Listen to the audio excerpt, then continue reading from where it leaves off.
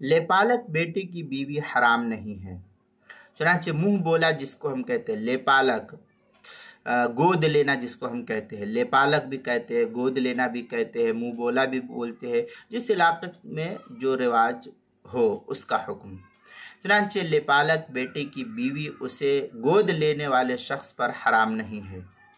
यानी लेपालक बेटा अगर किसी औरत से निकाह करके तलाक दे दिया या लेपालक का इंतकाल हो जाए तो इद्दत के बाद उसकी बीवी का निकाह लेपालक को गोद लेने वाले शख्स से, यानी उसका जो बनावटी ससुर जिसको कह सकते हैं, जिसने गोद लिया था, उसका जो बाप था, उसको जो बाप जिसको कहता था, बनावटी बाप बनाया हुआ था, तो ये औरत का बनावटी ससुर शुमार होता है। तो इस तरीके से अगर वो मर्द लेपालक इंतकाल कर जाए या तलाक दे दे तो इद्दत गुजारने के बाद जो उसका बनावटी ससुर जिसको कहेंगे वो अगर उससे निकाह करना चाहे तो उससे निकाह दुरुस्त हो जाएगा। चुनांचे अल्लाह ताला ने साफ कहा व हलाइलु अबनाइकुम अल्लज़ीना मिन अस्लाबिकुम, ये सूरह निसा की आयत है, पारा नंबर 4 आयत नंबर 22।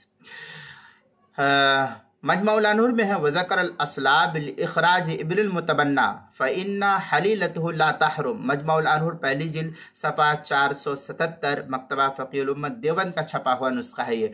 फतावा शामी उसकी चौथी जिल्द सफ़ा 105, जो ज़करिया बुक डिपो देवबंद का हिंदी नुस्खा उसके अंदर।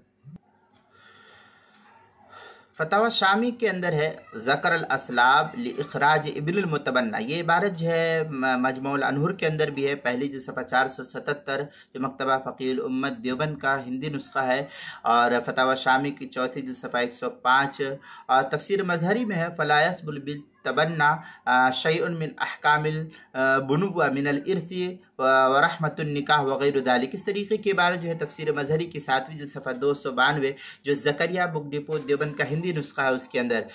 फतावा हिंदिया के अंदर है वला तहरुमुल हलीलतुल इब्न मुतबन्ना अलल अब।